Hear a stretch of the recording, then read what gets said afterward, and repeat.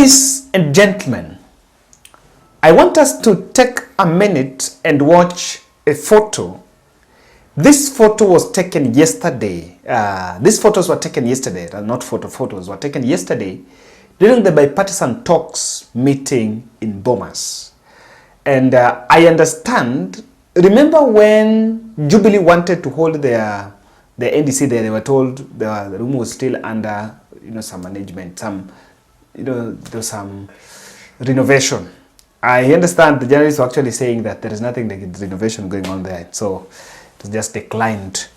Now, this first photo is a photo of the sitting arrangement, and that's what I want you to pay attention to. The sitting arrangement is between two co-chairs.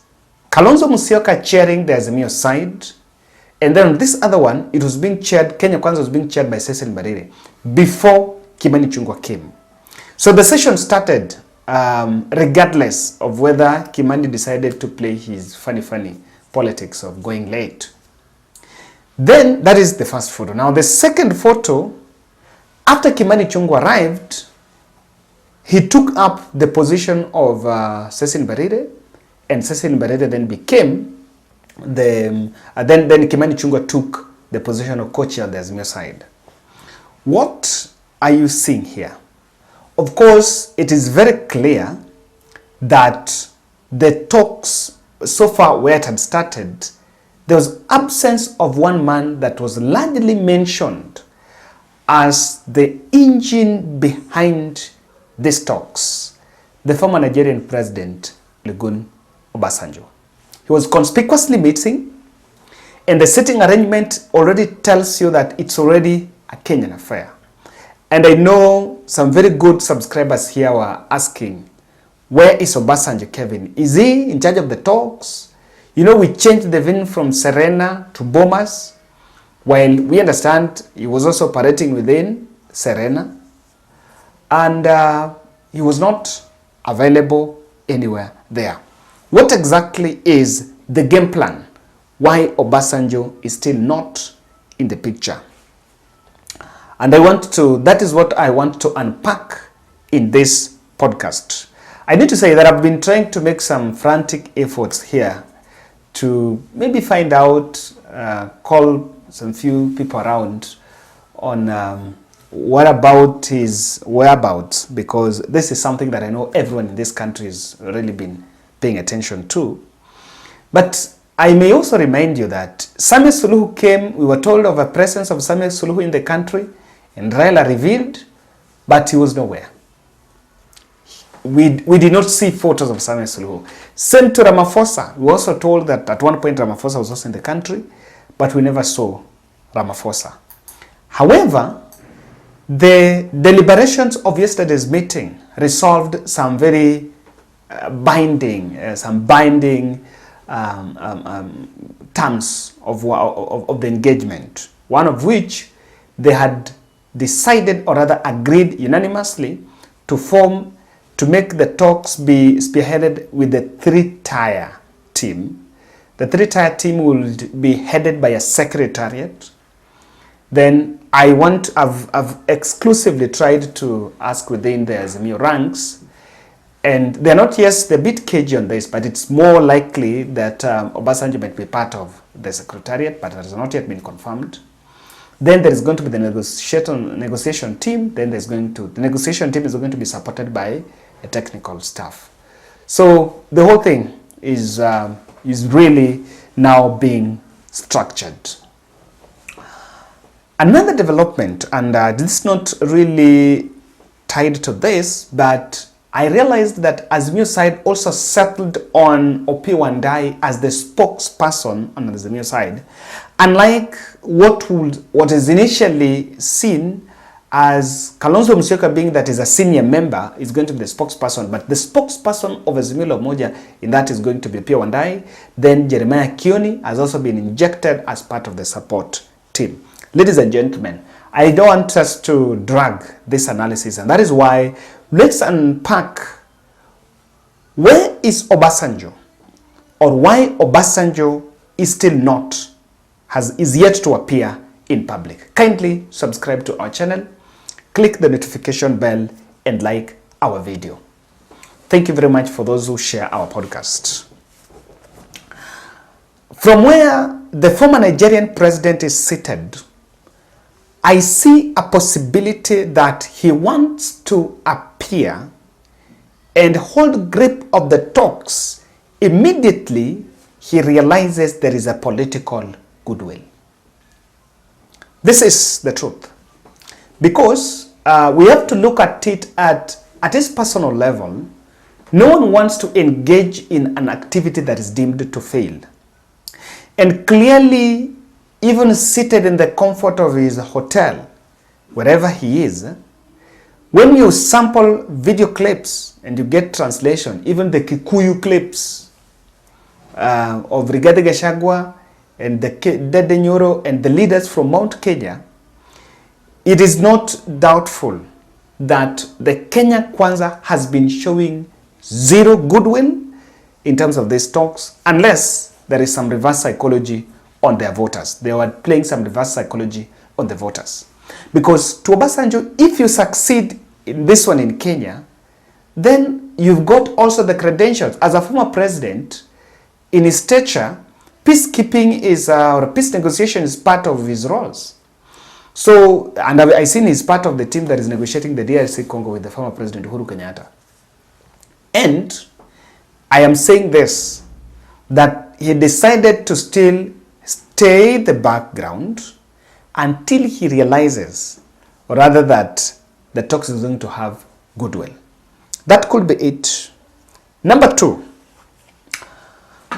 when the Kenya Kwanza started doing vitrials on the talks, and one of the clearest indication of vitriol is the kind of figures that were introduced there. Obasanjo could have agreed to withdraw from the negotiation stage at this moment and would only engage above board with William Ruto, Uhuru Kenyatta, and Raila Odinga. Let's be realistic. Would you expect Obasanjo to sit down and negotiate with Kimani Ichun'gwa, with Arun Cheriot? You know, will you expect him to sit down with the Kilifi women rep, the ODM pick? You know, so they might have agreed that he will come in, because one of the reasons why Raila wanted Obasanjo is Raila said, I don't trust Ruto, and I need a guarantor that this is going to be serious. And exclusively, it has also been confirmed that one of the reasons why even Obasanjo had to come in before a meeting between Ruto and Raila is because even himself, he did not trust the state. He did not trust the state. Remember, his bodyguard had been abducted in some very unfamiliar scenarios. Kalonzo Musyoka was on record saying I was in some house arrest. And here, you've been called to meet Ruto into some place. So, even for him to physically meeting Ruto to talk about this, he could not just leave current residence of where he was to go and meet Ruto in Mombasa in some place without a guarantee. So one of the reasons why Obasanjo had to be there is Raila did not trust Ruto. Because you never know. You can be cheated. Kuja kutana Mombasa, when you arrive there, then things turn south. So I see a possibility that Obasanjo decided to withdraw from the negotiation stage at that level so that he would actually pull, or rather control the talks above board. Number three is it could also be a strategic retreat to crown some handshake. I need to delve here. I need to take a minute or two to delve here for some time. Let me ask you, you know, when you hear Ruto saying, I don't want handshake with Raila, or I don't want to do some kate, it is political rhetoric. Can I remind you that during the burial of Mama Mukami Kimade, Raila greeted Ruto and it was a handshake. Or what is the meaning of a handshake? Si watu kusalimiana. And during that weekend, the weekend was packed and they were dancing together in Hurupa, where? In Kasarani. 2 days, 2 consecutive days. After the same Saturday, Sunday, they were together. And so, this is what is happening. That ultimately, whether in front of the cameras or not, Ruto and Raila will have to cease fire. It is not a matter of choice. My next podcast will explain that in details. It is not a matter of choice. Lastly, maybe Obasanjo is out of the country and is back to Nigeria. Why not? The talks are taking a whole month. So why would he be around if he's not part of it? He's just going to prefect and move it in the back room. It is also highly likelihood that he's not in the country. Remember, at one point, Kimani Ichun'gwa also said that he had requested during his engagement with Uhuru Kenyatta, with William Ruto, that his name not be mentioned in public as far as these talks are concerned. So this is just a bit of a commitment. And government had been insisting that they didn't want a foreigner. So probably that is what happened after they took a stand that, okay, it's a proof of commitment that we are going to be committed in these talks. Then Obasanjo was just a guarantee that government side are going to be committed in the talks. Ladies and gentlemen, that's my bold.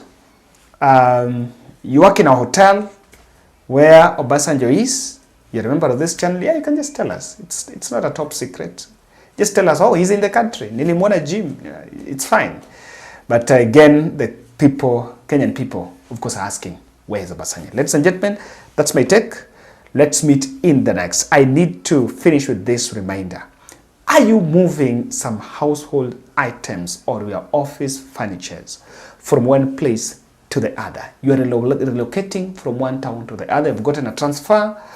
Or yes, you just need to move your office. In that is an exercise that you need safety of your treasures. Guaranteed safety of your treasures. So what do you need? A company that you trust, that is very professional and very keen on details, attention to details. Consider working with Topmark Movers. Topmark Movers is a company run by young, energetic, ambitious young people.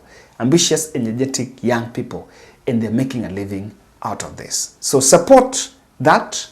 Support them here. Contact Topmark Movers 07 19 17 43 93. Topmark Movers, quality is everything.